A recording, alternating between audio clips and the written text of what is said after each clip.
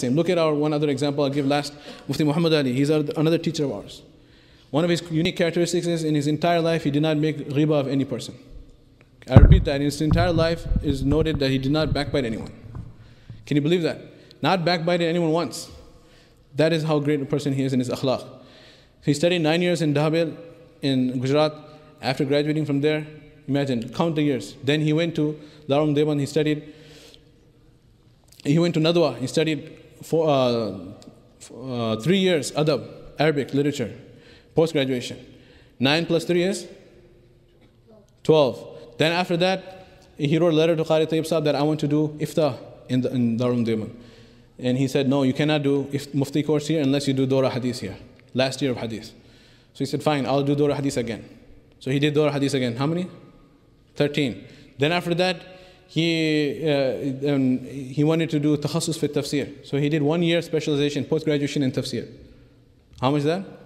14. Then after that, he did his Mufti course, which he came for, 15. Then he went in the path of Allah subhanahu wa ta'ala for the effort of Dawah and Tabligh 2 times, for 2 years. And he was the first, those of us who have gone to South Africa and have seen him, they might have noticed that he is cross-eyed. He cannot look, with both his eyes are not looking at the same direction. And how did that happen? When he was out in the path of Allah subhanahu wa ta'ala in Jamaat, he was one of the first Jamaats who went to Africa back in the early 70s. He went to Sudan, and from Sudan he drove in Jamaat to Ghana, the first Jamaat who went there. And they were traveling through, even till today, what is the region? The Darfur region, correct. The Darfur region was full of violence back then too.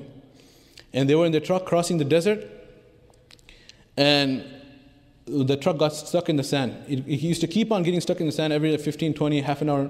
After just short periods of time, it would get stuck. Then they have to dig it out. Then they keep on moving, then they get stuck again. And the car got stuck when it was towards Maghrib time, and they were afraid that now it's dark and we're in this dangerous region. And sure enough, after some time, they heard the rifles in the distance, and these hijackers came upon them. And some of them, one of their satis, or who was in the Jamaat, one of their companions became shaheed. And all of their belongings were stolen. And our beloved teacher, Mufti Muhammad Ali Sahib, he was beaten so badly with a whip on his face that he sustained such injuries that affected his vision till today. So these are the sacrifices he made, our elders have made. They're still alive and amongst us. We should truly treasure them, try to learn about them, follow in their footsteps. There are people who have done so much service for the sake of Islam. Every time, whenever I see his face, I remember the great sacrifice that day in the path of Allah subhanahu wa ta'ala in the Jamaat when he was in Africa, he sustained for the sake of Allah subhanahu wa ta'ala.